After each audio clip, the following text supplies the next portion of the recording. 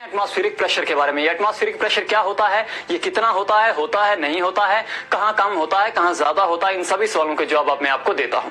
इससे पहले atmospheric pressure के बारे में बात करने से भी पहले अगर हम एटमॉस्फेयर की बात करें तो ज्यादा बेहतर होगा, आपको पता चल जाएगा एटमॉस्फेयर क्या होता है अगर नहीं जानते हो।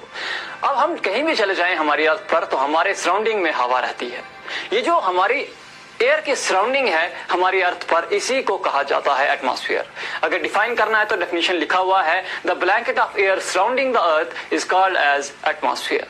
अभी जो एटमॉस्फेयर है इसकी थिकनेस की जहां तक बात है तो ये 300 किलोमीटर थिक होती है। अब 300 किलोमीटर थिक है, इसका मतलब हमारी एटमॉस्फेयर में बहुत सारी हवा है और हम लोग जानते हैं कि हवा में वजन होता है, air has wait.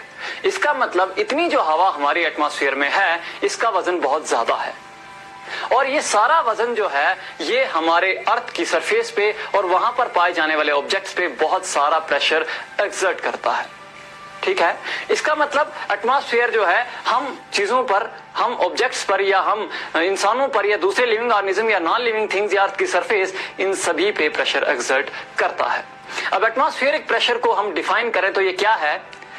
Atmospheric pressure, it is defined as air pressure exerted by weight of air present in the atmosphere। मतलब क्या हुआ, हमारी एटमॉस्फेयर की जो एयर है उससे जो प्रेशर बन रहा है, उससे जो प्रेशर एक्सर्ट हो रहा है अर्थ पे रहने वाली living organism, non living organism पे या अर्थ की सरफेस पे, उसी को हम कहते हैं एयर प्रेशर। अब इसको नापने के लिए इसका ऐसा यूनिट होता है पास्कल, लेकिन कॉमनली इसको नापा जाता है मिलीमीटर ऑफ मरकरी में।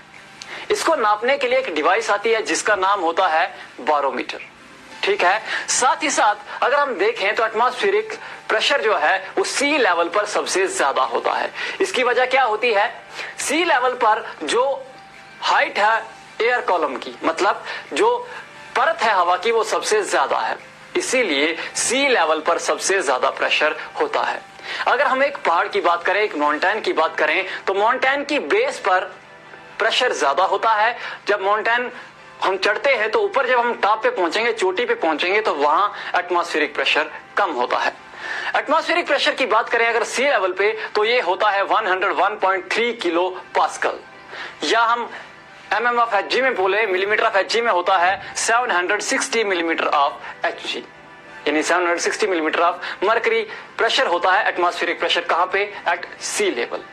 ठीक है, अब इतना सारा एटमॉस्फेरिक प्रेशर है लेकिन हम लोग दबते नहीं हैं, हम लोग क्रश नहीं होते हैं। अब ऐसा क्यों होता है? अब ऐसा इसलिए होता है कि हमारी बॉडी के अंदर भी प्रेशर है।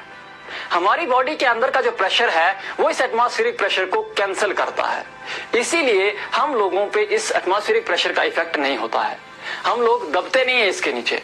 अगर मैं आपको एक एग्जाम्पल दूं तो हमारी अगर एटमॉस्फेयर के प्रेशर का अगर मैं थोड़ा सा एक आपको कैलकुलेशन बताऊं तो अगर हमारे सर का वजन 10 सेंटीमीटर बाई 10 सेंटीमीटर है, यानी 10 सेंटीमीटर बाई 10 सेंटीमीटर का अगर एरिया है, सपोज कीजिए हमारे सर का, या एक एरिया हम लेते हैं, उसमें जो हाइट ऑफ एयर कॉलम है उसमें जो हम प्रेशर की बात करते हैं तो ये करता है 1000 kg प्रेशर एक्सर्ट करती है हवा।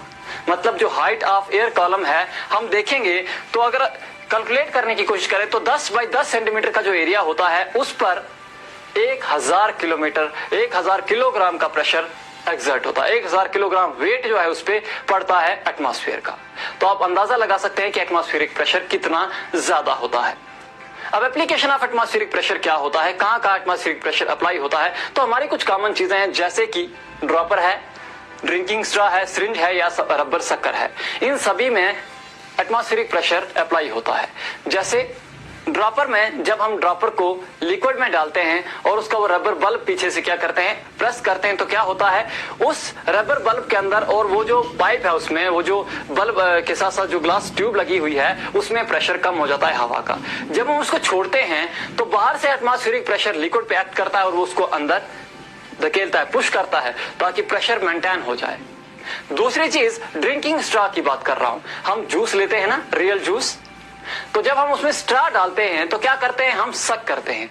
जब हम सक करते हैं तो हम उस स्ट्रॉ के अंदर की एयर को सक करते हैं। उससे क्या होता है, उसके अंदर प्रेशर कम हो जाता है, स्ट्रॉ के अंदर एयर का प्रेशर कम होता है, तो बाहर से एटमॉस्फेयर जो है उस प्रेशर को बैलेंस करने के लिए प्रेशर एक्सर्ट करता है जिससे लिक्विड हमारे मुंह में आता है। इसी तरह से सिरिंज और रबर भी काम करते हैं। एटमॉस्फेरिक प्रेशर के बारे में, एटमॉस्फेरिक